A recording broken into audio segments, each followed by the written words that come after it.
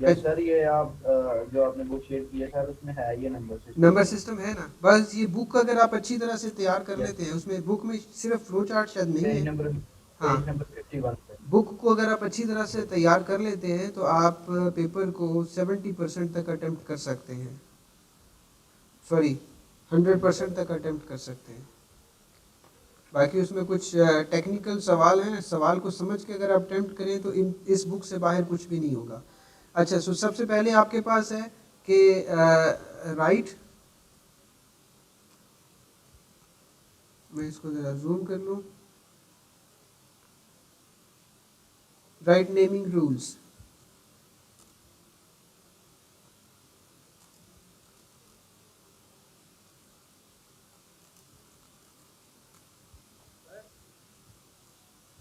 अच्छा, अब naming rule आपके पास कौन कौन से हैं? नेमिंग रूल वही पुराना सिंपल सा तरीका है कि वेरिएबल के नाम के अंदर कुछ स्पेशल करेक्टर्स नहीं आएंगे।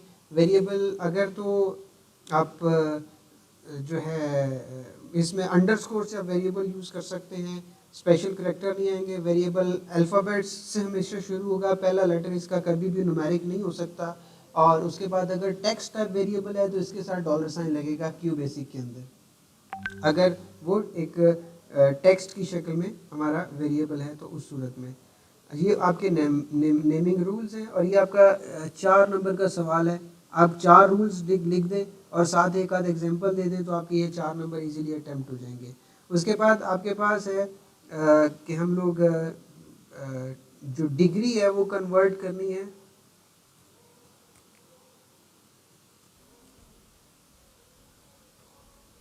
एक्सक्यूज मी सर, ये जरा रिपीट कर दें, साउंड का इशू आ गया था नेमिंग वेरिएबल्स का। नेमिंग वेरिएबल्स का, अब बुक पे वापस आए और उसमें वेरिएबल का टॉपिक खोलें।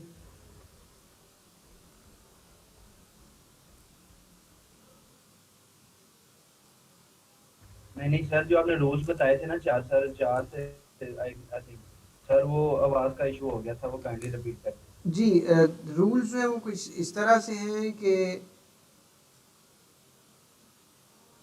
वेरिएबल का नाम हमेशा उसके डेटा के मुताबिक होगा, उसमें जिस किस्म का डेटा एंट्री करनी है उस तरह का डेटा, उस तरह का हम लोग नाम उसका रख सजेस्ट करेंगे। ठीक है। दूसरी बात, वेरिएबल का नाम जब भी हम लोग रखेंगे तो उसमें कभी भी स्पेशल करेक्टर्स जो हैं वो नहीं आएंगे। नंबर 3, वेरिएबल का नाम जब भी हम रखेंगे वो कभी भी नंबर से शुरू नहीं होगा। ठीक है। और नंबर 4, अगर वो एक स्ट्रिंग टाइप जो है टेक्स्ट टाइप वेरिएबल है या स्ट्रिंग टाइप वेरिएबल है जिसमें कि अल्फ़ाबेट्स हम लोग स्टोर करें तो क्यू बेसिक के अंदर वो हमेशा डॉलर साइन के साथ एसोसिएट होगा। ये 4 रूल्स हैं, 5 रूल्स हैं बुनियादी तौर पे। ये सीधे सीधे आपके 4 नंबर निकल आएंगे। उसके बाद टेम्परेचर कन्वर्जन की बात करें तो टेम्परेचर कन्वर्जन में सीधा सा फार्मूला थैंक यू उन्होंने सर। लिखा हुआ है, वो फार्मूला आप फोकस करिएगा, आपने उसके मुताबिक फंक्शन लिखने हैं। जैसे हमारे पास है S which is equal to, sorry, S into S minus A, sorry मैं किसी और पे चला गया हूँ, ये पेज नंबर 3 पे है, पेज नंबर 3 पे। सर ये हीरो फॉर्मूला सर, वो दूसरा सर। वो पेज और था, ठीक है। इसको, ये वो ट्राइंगल का है ना ये, जिसको सर वो पैथागोरस, फॉर्मूला था सी इक्वल्स टू। फिसागोरस कहते हैं जिसको, ये वो वाला है नो सर, ये hero formula. Hero formula. Okay, S into hero formula. S minus A. No sir, see temperature का लिखने लगे ना आप। नहीं नहीं, मैं टेम्परेचर का नहीं, ये मैं वही वाला तीसरे टेम्परेचर पेज जो हीरो कन्वर्जन। फार्मूला है वो लिख रहा हूँ। S into S minus A. चलें ठीक है।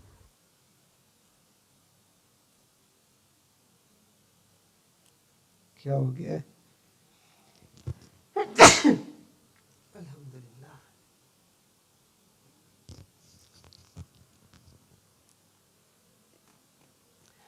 जी, S into S minus A into S minus B into S minus सी।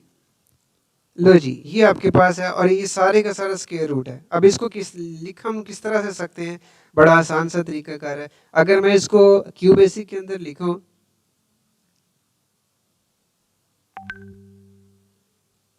तो तरीकाकार क्या होगा, s multiplied by s minus a, ठीक है। फिर आगे हमें पता है कि जब सिंबल मेंशन ना हो तो वो मल्टीप्लिकेशन होती है, सो फिर ये मल्टीप्लाई होगा s माइनस b के साथ, फिर मल्टीप्लाई होगा s माइनस c के साथ, ठीक है। और हमने इस सारे का स्क्वायर रूट लेना है, तो स्क्वायर रूट का तरीका कर क्या है, हमने एस क्यू आर का फंक्शन पढ़ा हुआ है, इस पूरे का पूरे को एस क्यू आर में रख दें, ये इसका स्क्वायर रूट निकाल देगा। अगर आप ये कोड वहाँ पर लिखें तो आपको जो है वो आंसर वहाँ पे रिटर्न कर देगा। बस इतना सा कोड लिखना है, ये आप इसको प्रिंट करें, कैलकुलेट करें, प्रिंट करें, आपका रिजल्ट आपके पास अवेलेबल हो जाएगा। आप ये देखें हमने ट्रांसलेट कैसे किया है, वहाँ पर कोड और तरह से लिखा हुआ है। पेज नंबर है मेरे पास ये 3, पेज नंबर 3 का पहला सवाल है, ये एरिया कैलकुलेट करेगा और इस सारे का स्क्वायर रूट है, पता नहीं यहाँ पे स्क्वायर रूट किधर से लिया जाएगा, इंसर्ट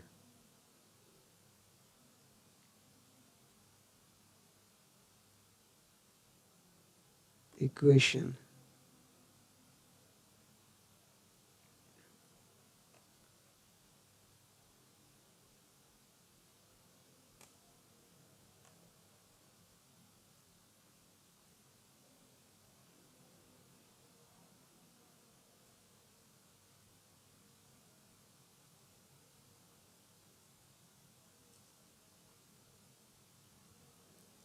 नाइनटीन पे लास्ट क्वेश्चन था, क्वेश्चन नंबर 4।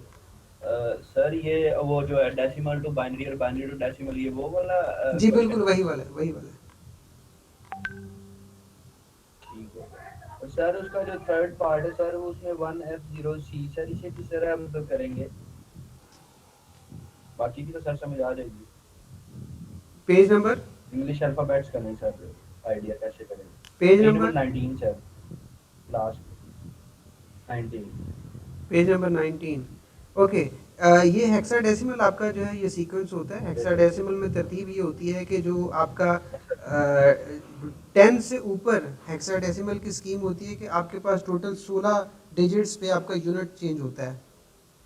तो आपने करना ये है कि F1 जो है वो 1 ही रहेगा, F जो है that would be equal to 15 और 0 एज इट इज़ होगा, C जो है वो आपका हो जाएगा 13, ये कन्वर्जन हो जाएगी। ये अगर आप रेफरेंस चेक करें नंबर स्कीम कन्वर्जन के हवाले से, मेरा ख्याल जो मैंने आपके साथ बुक शेयर की थी उसके अंदर भी एक चैप्टर मौजूद है कन्वर्जन का, नंबर्स की, चेक करें ज़रा, है उसमें। Thank you sir. मैं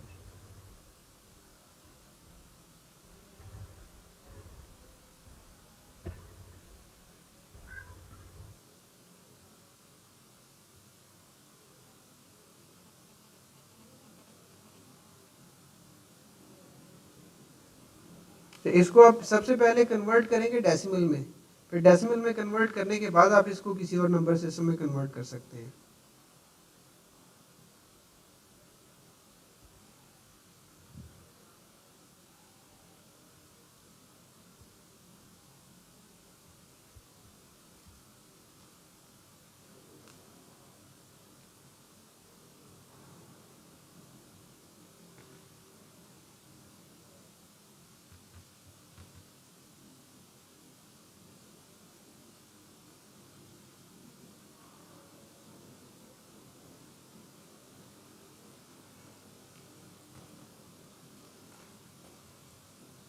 जी स्क्रीन मेरी शेयर हो रही है आपके साथ कि नहीं?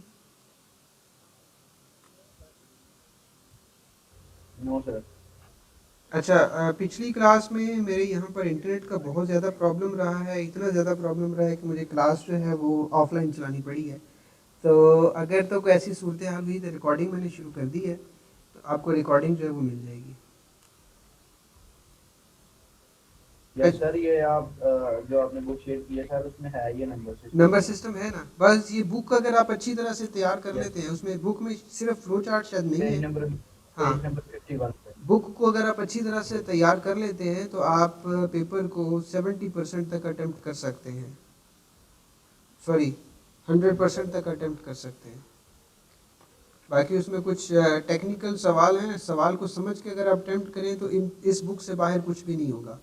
अच्छा, सो सबसे पहले आपके पास है कि राइट,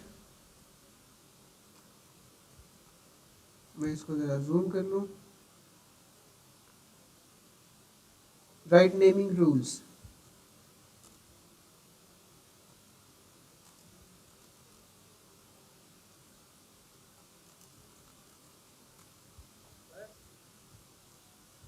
अच्छा, अब नेमिंग रूल आपके पास कौन कौन से हैं? नेमिंग रूल वही पुराना सिंपल सा तरीका है कि वेरिएबल के नाम के अंदर कुछ स्पेशल करेक्टर्स नहीं आएंगे।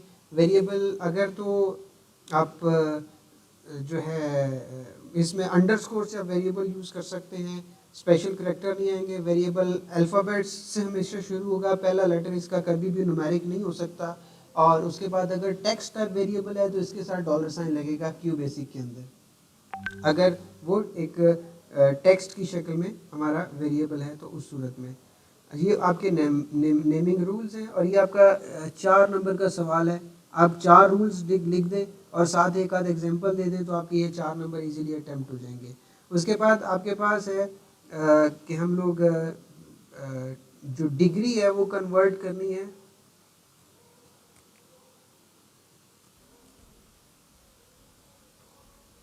एक्सक्यूज मी सर, ये जरा रिपीट कर दें, साउंड का इशू आ गया था नेमिंग वेरिएबल्स का।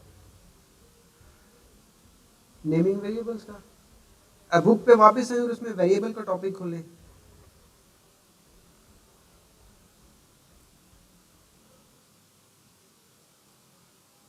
नहीं नहीं सर, जो आपने रूल्स बताए थे ना चार से आई थिंक सर, वो आवाज का इशू हो गया था, वो काइंडली रिपीट कर दें। जी, रूल्स जो है वो कुछ इस तरह से हैं कि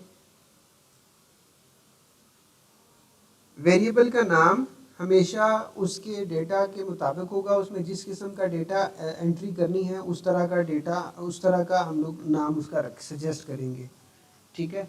दूसरी बात, वेरिएबल का नाम जब भी हम लोग रखेंगे तो उसमें कभी भी स्पेशल करेक्टर्स जो हैं वो नहीं आएंगे। नंबर 3, वेरिएबल का नाम जब भी हम रखेंगे वो कभी भी नंबर से शुरू नहीं होगा। ठीक है। और नंबर 4, अगर वो एक स्ट्रिंग टाइप जो है टेक्स्ट टाइप वेरिएबल है या स्ट्रिंग टाइप वेरिएबल है जिसमें कि अल्फ़ाबेट्स हम लोग स्टोर करें तो क्यू बेसिक के अंदर वो हमेशा डॉलर साइन के साथ एसोसिएट होगा। ये 4 रूल्स हैं, 5 रूल्स हैं बुनियादी तौर पे। ये सीधे सीधे आपके 4 नंबर निकल आएंगे।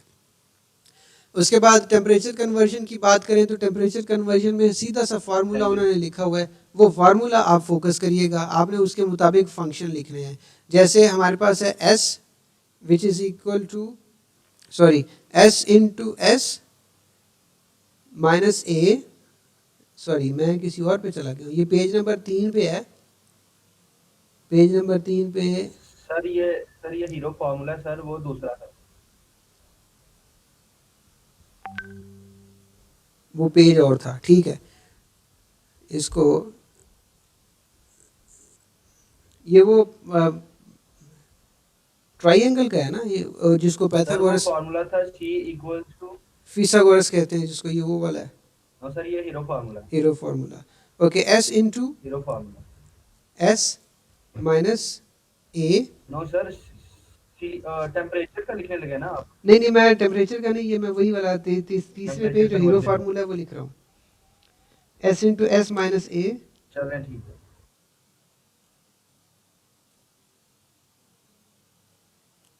क्या हो गया है?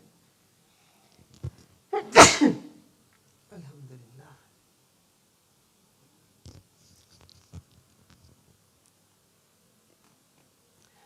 जी, S into S minus A into S minus B into S minus C। लो जी, ये आपके पास है और ये सारे का सारा स्क्वायर रूट है। अब इसको हम किस तरह से सकते हैं? बड़ा आसान सा तरीकाकार है। अगर मैं इसको क्यू बेसिक के अंदर लिखूं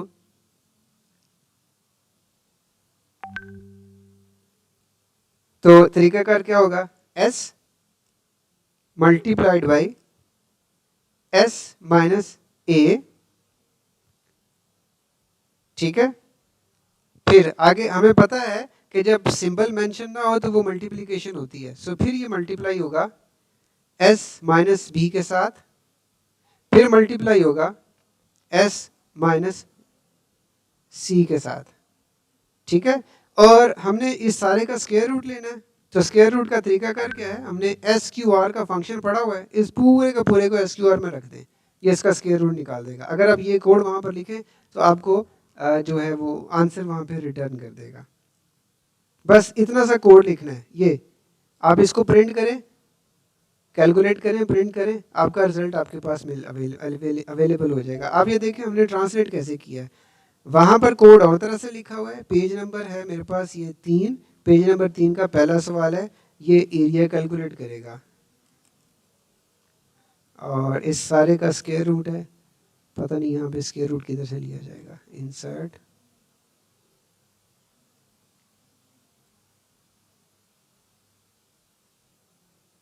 इक्वेशन,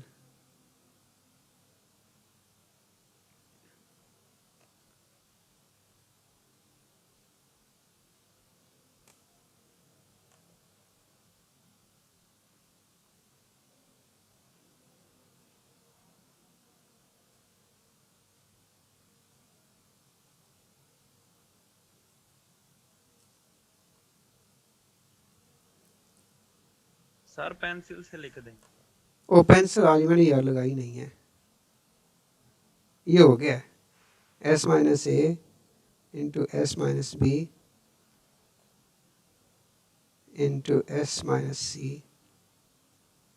लो जी, ये फार्मूला आपका, ये पूरे का पूरा स्क्वायर रूट जो है इस तरह से चलेगा। और इसको हमने ट्रांसलेट किया है किसके अंदर, ये नीचे, ये आपका एरिया है।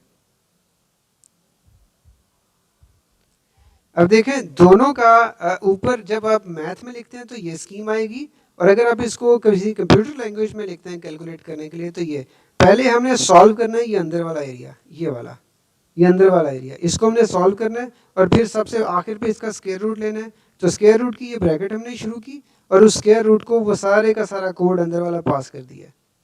ये तो चलते हैं यहाँ पर और हम लोग कैलकुलेट करते हैं। सो सर उसने तो सिंपल हमें जो है ना एरिया कैलकुलेट करने का फार्मूला प्रिंट करने का बोला था सर। अगर वो हमें जो है ना वेरिएबल असाइन कर देता है ए पे, बी पे, सी पे और एस पे, तो आपको सर हम सिर्फ इसे कैलकुलेट प्रॉपर करके देंगे, वो प्रोग्राम बिल्कुल बिल्कुल बिल्कुल। और वो प्रोग्राम के लिए सिंपल एक ये स्टेटमेंट है जो लिखना है।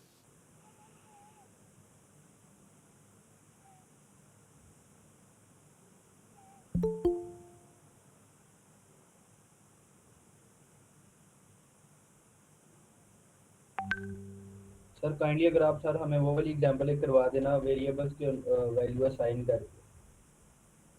लेट मी सी, ये अगर यहाँ पे हमें मिलती है तो वहाँ पे इसको देखते हैं हम लोग। Sir thank you.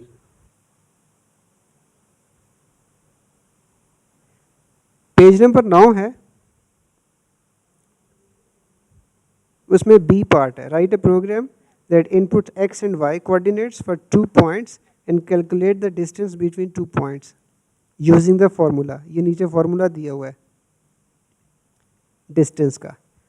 अब x और y दो वैल्यूज़ हमने पहले लेनी है, सो मैं दो वैल्यूज़ लेने लगा हूँ। डी में जी हमारे पास नहीं, मैंने इसलिए आपको कहा आप ज़रा गौर से पढ़िएगा, और टाइम से वो वाला नहीं है, ये टाइम जो है वो घड़ी वाला है। ये आपको टाइम जो है वो स्क्रीन पे इस वक्त आपके सिस्टम में जो भी चल रहा है वो दे देगा। अच्छा जी, सो मैं यहाँ पर जो है कैलकुलेट करने लगा हूँ s minus x2 minus x1, ठीक है जी, ये हमारा एक इक्वेशन है, ये हमारी एक इक्वेशन है। सो लेट्स से ये हमारा D1 है।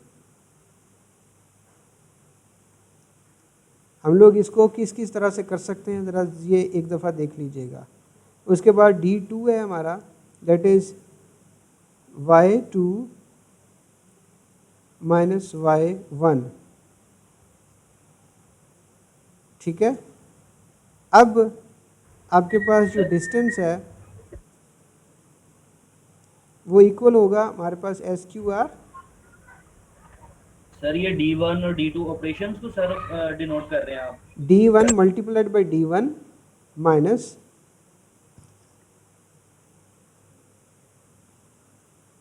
वो किधर गया उसका formula, D2 multiplied by D2।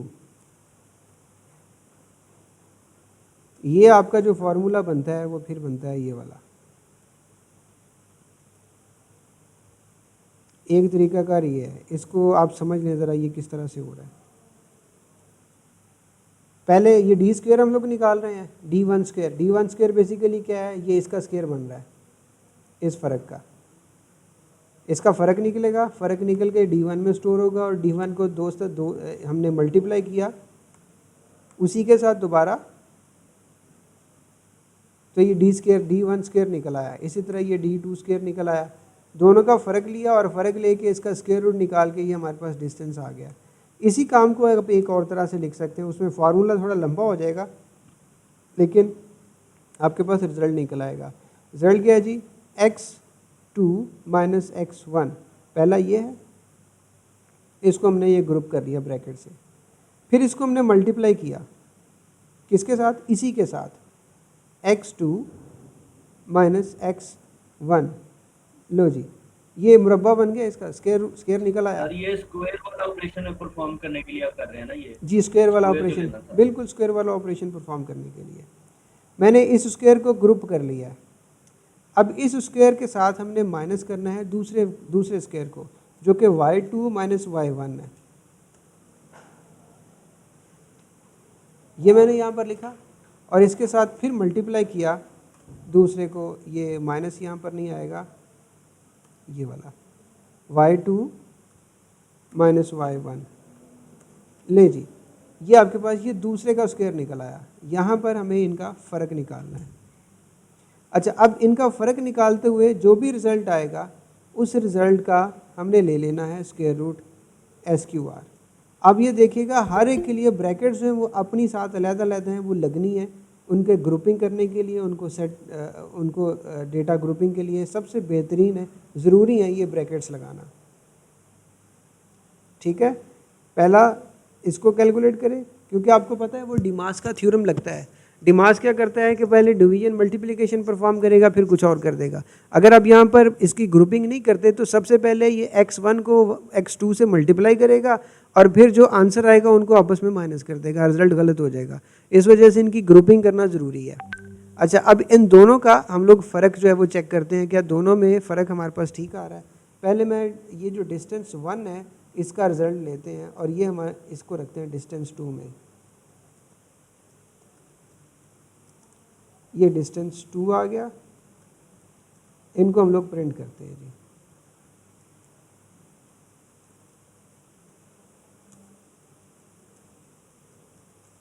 Print distance 1, और डिस्टेंस 1 है हमारे पास ये वाला। उसके बाद दूसरा है हमारे पास डिस्टेंस 2,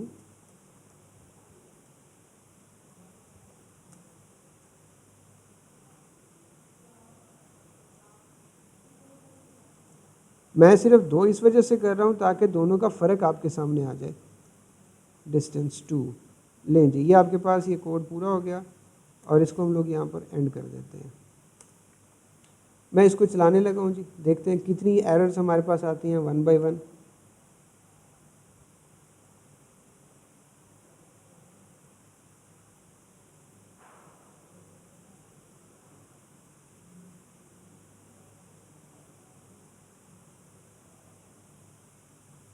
चलना शुरू हो गया जी।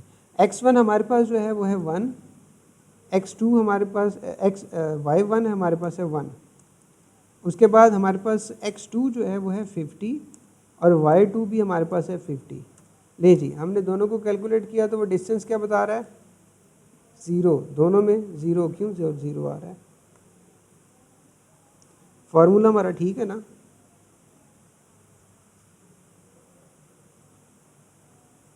इसको हमें ऊपर Float- y3 लिखा गया। हाँ y3 लिखा गया है, हाँ बिल्कुल, ये y2 होना चाहिए। अब इसको दोबारा चलाते हैं जी।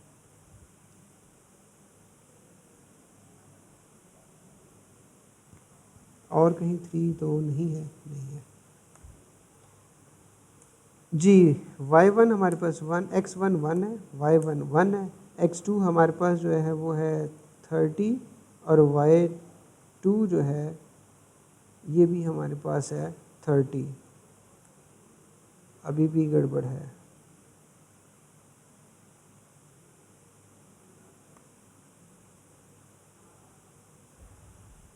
तीस में से एक निकला, सर हमारे फॉर्मूले में कहीं कर 30 में से एक निकला। मैं 1 मिनट मोबाइल पे इसको कैलकुलेट करता हूँ। x1 माइनस y1 हमारा फार्मूला क्या है? फार्मूला गलत तो नहीं लिख दिया हमने?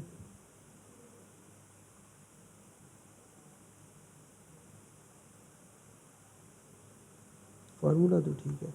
अब मैं स्क्वायर रूट ख़त्म करके चलाने लगा हूँ।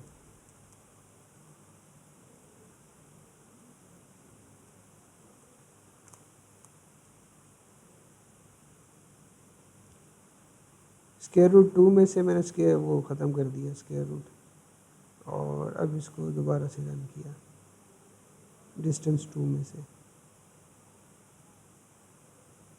1 1 और ये जाएगा 50 और 43 तक।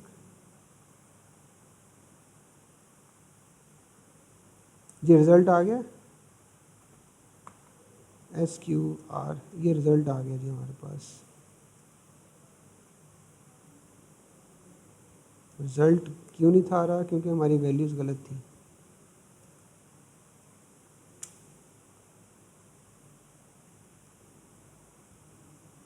x1 y1 x2 जो है वो 80 और y2 हमारे पास है 60। दोनों में सेम आ रही है वैल्यूज़? हेलो हेलो सर जी, दोनों में वैल्यू सेम हो गई हैं? दोबारा से देख सर लें। 1 सेकंड में कैलकुलेट कर रहा था वो 81। नहीं, इधर हो गया, इधर मसला हल हो गया, इधर देख लो। पहली वैल्यू 1 है, दूसरी वैल्यू 1 है, x1 y1। x2 जो है वो हमारे पास 50 है, y2 हमारे पास 30 है। तो ये आपके पास आ गया 29.44 ऑनवर्ड आ गए। डिस्टेंस जो है उसको एज इंटीजर हमने नहीं रखा, इस वजह से वो फ्लोट में चला गया। उसको भी अगर आप एज इंटीजर रखेंगे तो वो राउंड कर देगा, 29 आपको डिस्प्ले कर देगा। अच्छा, अब जो पहला मसला था, मैंने दोबारा इसको रन किया।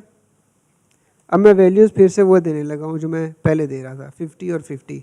0 क्यों आ रहा है? क्योंकि इस वक्त आपकी x और y दोनों सेम चल रही हैं। हमने डिस्टेंस फार्मूला कैलकुलेट करना है तो डिस्टेंस तो बन ही नहीं रहा। यानी ये ग्राफ के ऊपर अगर आप देखें तो ये बिल्कुल टॉप लेफ़्ट से पहले पॉइंट से शुरू कर रहा है और ये बॉटम पे नीचे की तरफ जा रहा है। x 50 हो गया, y 50, ये बिल्कुल स्ट्रेट लाइन जो है ये बन रही है।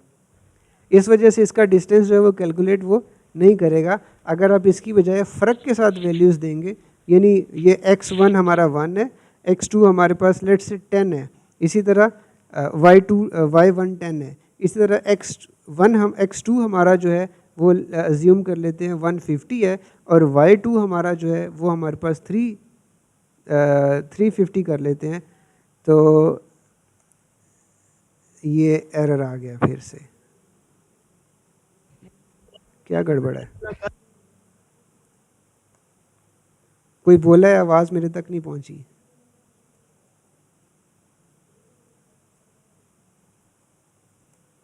ये कैलकुलेट हो गया।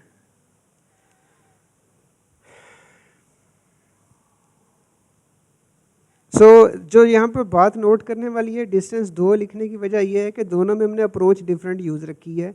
एक में हमने फ़र्क पहले निकाल लिया और फिर उनका स्क्वायर रूट निकाल लिया, और दूसरे में हमने सारा इकट्ठा एक ही लाइन में लिख दिया है।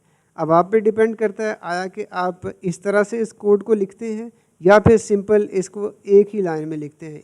इसमें भी आप कर सकते हैं, लेकिन इसमें यह है कि आपको एनालिसिस ज़रा बेहतर परफॉर्म करना पड़ेगा कि आप किस तरह से अपने इस एग्जांपल को, ये जो फार्मूला है, इसको क्यू बेसिक में कैसे कन्वर्ट कर सकते हैं बगैर किसी गलती के। सो आपका वो जो सवाल था कि जी वेरिएबल्स के साथ करके ज़रा बता दें, तो वो भी हो गया। अब मैं वो जो पेज नंबर 13 पे जा रहा हूँ टेम्परेचर के लिए।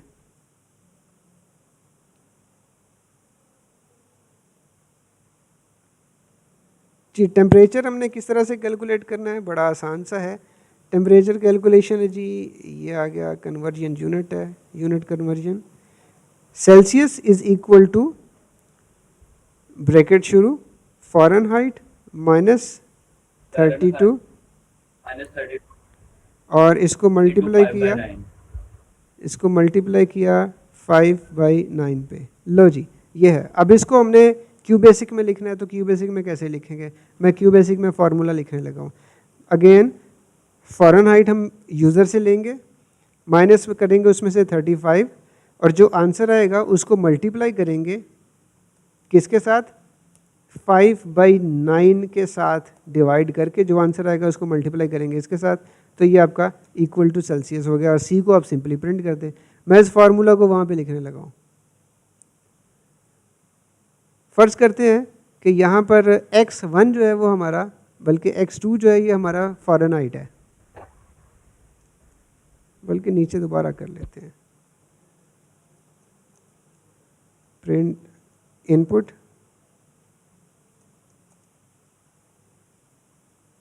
f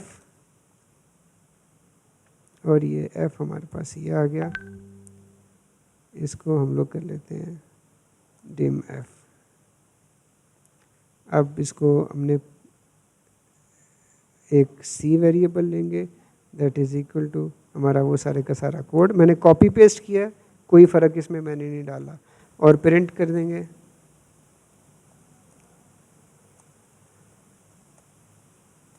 टेम्परेचर इज़ इन सी। लो जी यहाँ पे टेम्परेचर जो है वो लिखना है और वो हमने ये सी में रखा था। लो ये सी टेम्परेचर भी हमारा हो गया। अब मैं इसको दोबारा रन करता हूँ। पहले हमारा डिस्टेंस चलेगा, फिर हमारा फ़ारेनहाइट चलेगा। सो डिस्टेंस 1 1 50 63 और आगे फ़ारेनहाइट हमारे पास आ गया। फ़ारेनहाइट मैंने इसको दिया 96, तो 96 जो है वो हमारा 35.5556 जो है ये बनता है। तो सिंपल सा है, सिर्फ आपका जो फोकस करना है असल में एक लाइन पे फोकस करना है। वो लाइन सिर्फ वही होती है कि आपने जो मैथ का फार्मूला है उस मैथ के फार्मूला को क्यू बेसिक में किस तरह से लिखना है, बस ये आपका 10 नंबर का सवाल है।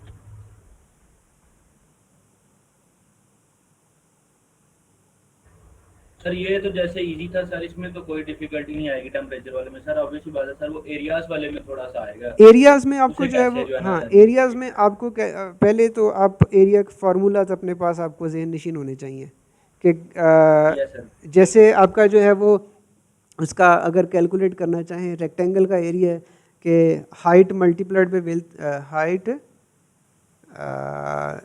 तूल जमा अर्स, हाँ B into B सर। जी, length plus width multi divided by 2,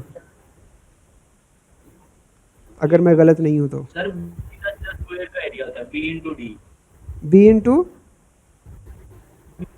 B into D, हाँ सर बिल्कुल B। बिल्कुल B बिल्कुल। into तो आप बी इंटू डी आप सिंपली ये लिख दें, ये आपके पास लेट्स से विड्थ है और हाइट है। लो जी ये लो, ये आपका वो एरिया आ गया बी इंटू डी वाला। सर पहले हम इसको W को असाइन करेंगे ना वैल्यू, डब्ल्यू को फिर इनपुट L ले को लें, असाइन करेंगे। हाँ D विड्थ की into इनपुट D। ले लें, लेंथ की इनपुट ले लें और उसको मल्टीप्लाई कर दें और आपका रेक्टेंगल का एरिया निकल आया। Okay sir.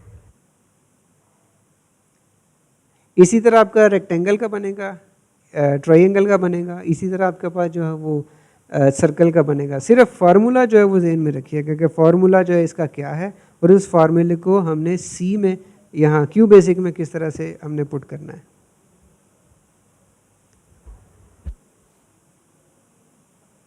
ठीक है, ओके सर।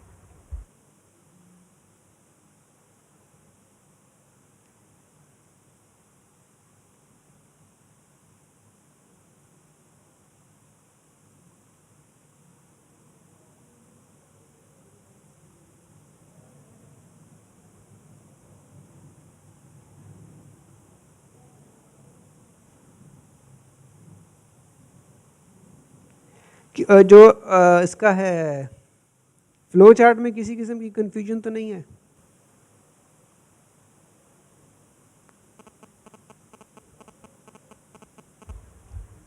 फ्लो चार्ट वो में? कहीं एक बार बता दे जरा बस। अच्छा ठीक है।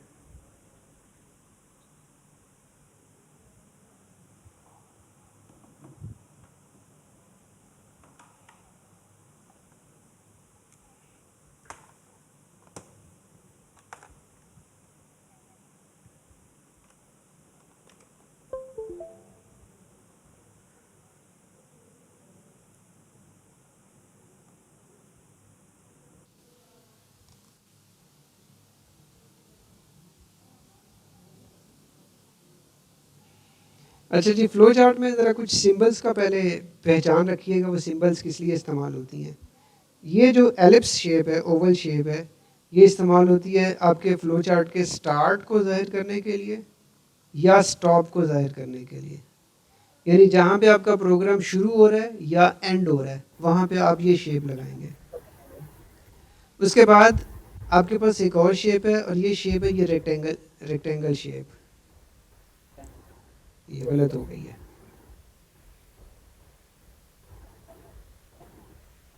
लो जी, ये रेक्टेंगल शेप है। ये रेक्टेंगल शेप जो है ये प्रोसेसिंग के लिए इस्तेमाल होती है, कि जहाँ पे आपको कोई डेटा प्रोसेसिंग हो रही है, सपोज आप यूज़र से इनपुट लेके दो वेरिएबल जमा कर रहे हो, तो जमा करना एक प्रोसेसिंग है, उसको जाहिर करने के लिए आप ये इस्तेमाल कर सकते हैं। इसी तरह आपके पास एक और शेप होती है, और वो शेप है ये वाली। ये पैरेललोग्राम है, और ये इस्तेमाल होती है इनपुट और आउटपुट के लिए।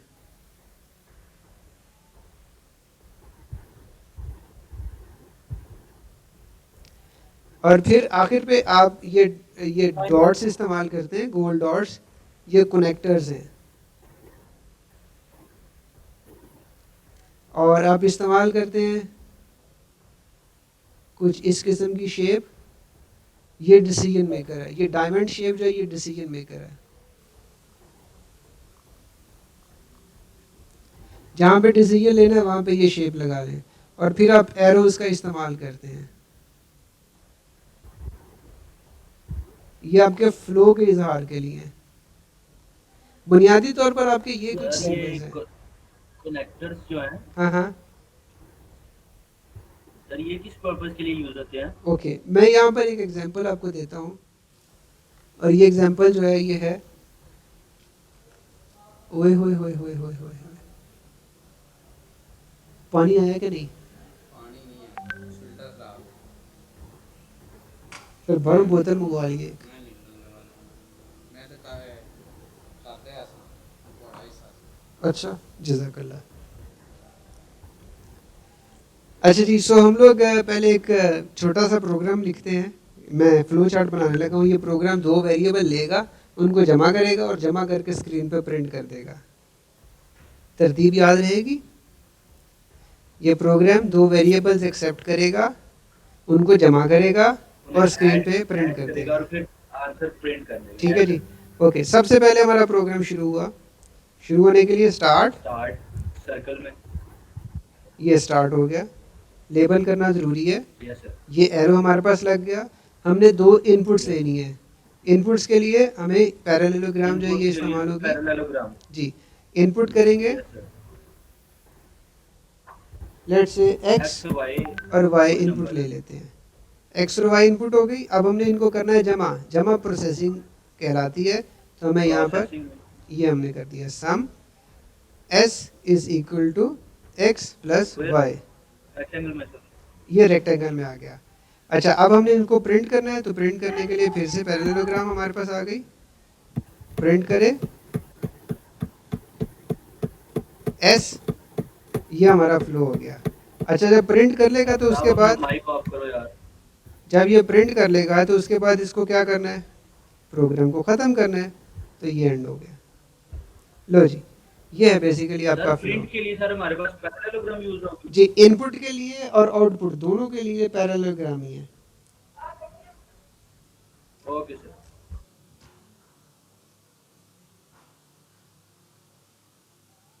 ठीक है जी। अब इसको थोड़ा सा कम्प्लेक्स करते हैं।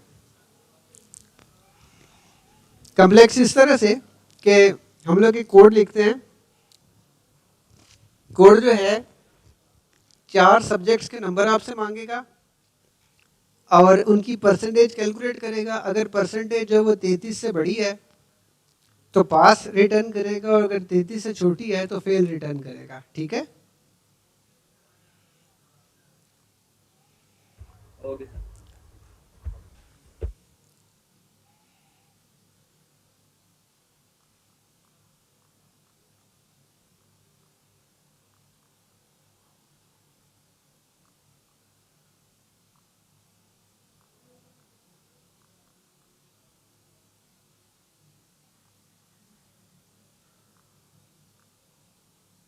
लो जी, ये है इसका तरीक़ेकार। सो सबसे पहले प्रोग्राम स्टार्ट हुआ हमारा।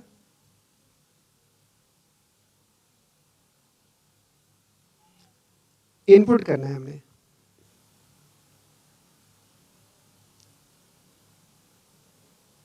इनपुट x, y, a और b, ये 4 वेरिएबल हमने ले लिए। अब हमने क्या करना है, परसेंटेज कैलकुलेट करनी है हमने।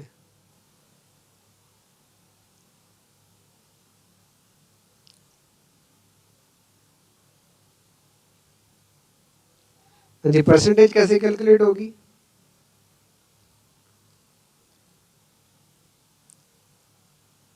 परसेंटेज कैसे कैलकुलेट होगी?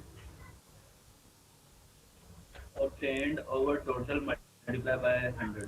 हाँ, ऑब्टेन्ड क्या है? x plus y plus A plus B obtained over total multiplied by 100 is equal to PER। ये हमारी परसेंटेज निकल आई। अच्छा, अब ये परसेंटेज जितनी भी है डायमंड शेप है, डिसीजन ले रहे हैं हम लोग। If percentage is greater than और इक्वल टू 33, तो आपके पास 2 पॉसिबिलिटीज हैं।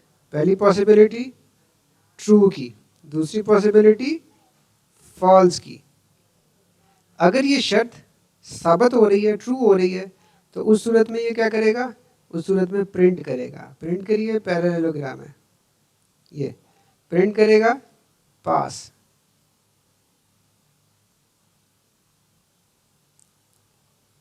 ठीक है जी। और पास करने के बाद क्या होगा? एंड हो जाएगा, क्योंकि उसके बाद हम कोई और एक्टिविटी नहीं कर रहे। इसी तरह जब फेल होगा तो प्रिंट करेगा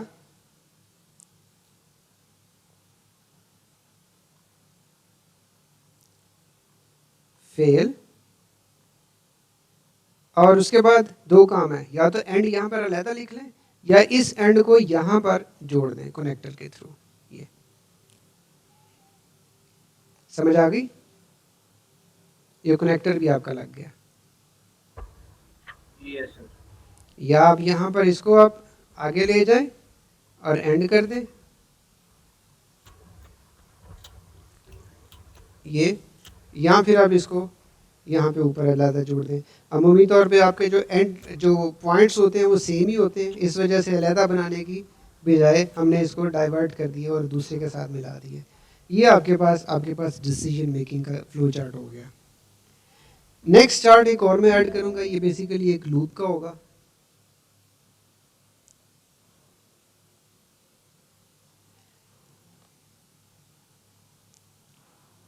लूप है यहाँ पे लेट्स से फार का या वाइल का।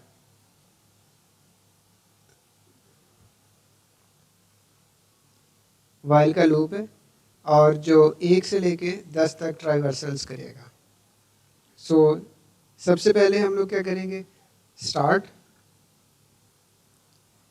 1 से लेके 10 तक है, तो हम क्या करते हैं, पहले हम दे देते हैं कि फार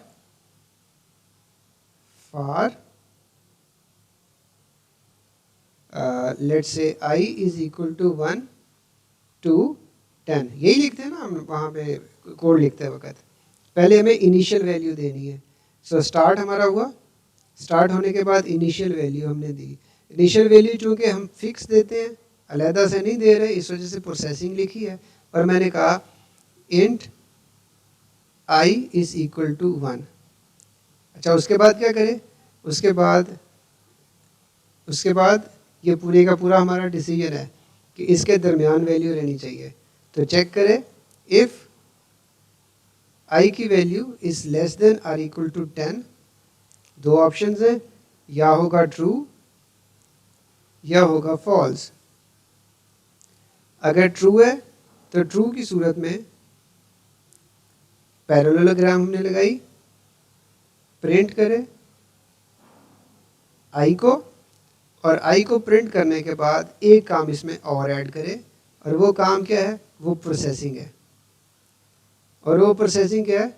आई is equal to I plus 1, कि आई में एक का इजाफा करें, और इजाफा करने के बाद ये वापस आके इस जगह पर मिल जाए, ये इस जगह पर।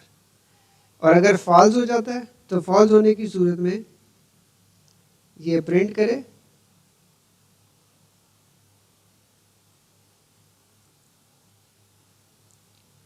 एंड ऑफ लूप, और प्रिंट करने के बाद हमारा प्रोग्राम एंड हो जाए।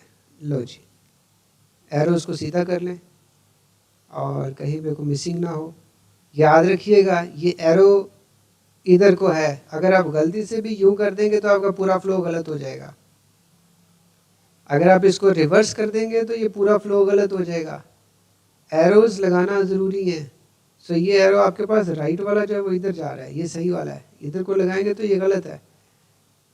सो लूप में बेसिकली आप अपने डेटा का फ्लो जो है वो यहाँ पर दे रहे हैं। समझ आ गई ये लूप की? ये वाइल भी इसी तरह से चलेगा, फार का लूप भी ऐसे ही चलेगा।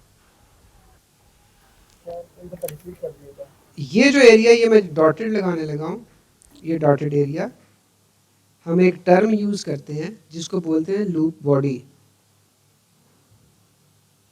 ये जो डॉटेड एरिया, ये बेसिकली लूप की बॉडी है।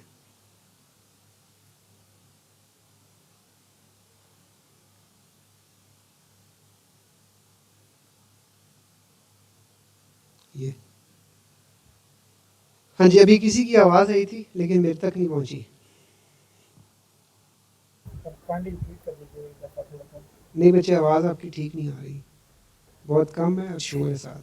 आफ्ताब, सर मैं कहना चाह रहा हूँ कि ये जो आपने बॉडी बताई है रिपीट कर दिएगा इसकी। अच्छा, बॉडी जो है ये जो एरिया ये मैं हाईलाइट किया हुआ है, ये एरिया जो कि ट्रू होने की सूरत में काम करेगा। ट्रू होने की सूरत में जितना एरिया काम कर रहा है ये आपके लूप की बॉडी कहलाएगी। और ये लूप की बॉडी जो है बेसिकली आप इस फार से शुरू करोगे और ये यहाँ पर इसके अंदर यहाँ पे लिखते जाओगे, ये कहाँ तक? जहाँ पे आप इसका नेक्स्ट लिखते हैं। नेक्स्ट से पहले जो कुछ भी है ये आपकी लूप की बॉडी है, और यही बॉडी हमारे पास ये इधर है, ये वाला इसको इंडिकेट कर रहा है। सर इसे पेपर में इंडिकेट करने की तो नहीं जरूरत लूप बॉडी नहीं नहीं, बिल्कुल नहीं, बिल्कुल नहीं।